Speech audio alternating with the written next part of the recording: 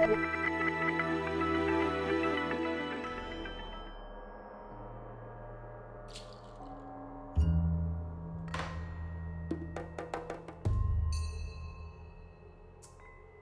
House of Dreaming is a brand new, interactive, fully immersive installation by Arena Theatre Company, and it's made for kids as young as 5. It is built like an actual house. You make your way through this maze of rooms in little groups, and it's really like entering into a dream. Like all of Arena Theatre Company's work, the House of Dreaming was created with close collaboration with young people. And so a lot of the images, the sounds and the stories that emerge in the house are inspired by work that we did with young people. One of the main inspirations for this work was a book by Gaston Bachelard called The Poetics of Space. And he talks about the house that we grew up in as a small child affecting the way that we see the world. Our unconscious mind is actually structured much like the architecture of a house. So he talks about little drawers that you might look into, or basements and attics. Those are the sort of images that we're drawing on to create the House of Dreaming. We hope that as kids and their families move through this amazing house, there's a sense of wonder and awe. We really want it to be as if you are experiencing a dream from the inside. So as in a dream, things are surprising, objects do magical things, you come across strange people, and a story unfolds.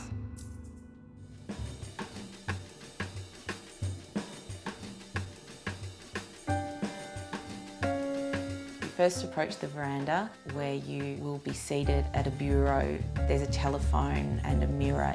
The mirror will turn into a video projection where you'll be spoken to by either a king or a clown or a rabbit. Then you crawl through into a corridor and you emerge in the Curiosities room, and you come out of an old chest. And the Curiosities room is the room that belonged to the man of the house, and he collected things from all over the world. And the Curiosities room has displays of his collections and his scientific research.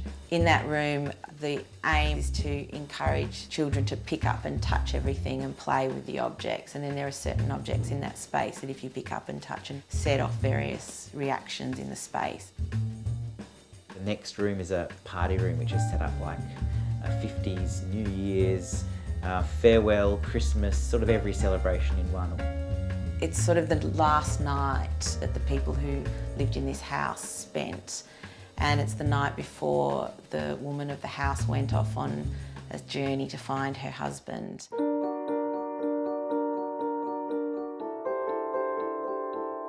For adults and for kids, there'll be different meanings. On the one hand, it's like a passage through one night, but at the same time, you also see the house aging over time, and you see nature take hold. So I think in some ways, the show is really about time. For children, it's a glimpse into the way that time passes over a lifetime. It's almost like you're the product of the dreaming of this house. You learn as you go through the life story of the house. And essentially it was a house in which a husband and wife once lived many years ago, and the house has been empty. It's like time almost stands still. The house has fallen asleep and it's dreaming, and what it's dreaming of right now is you.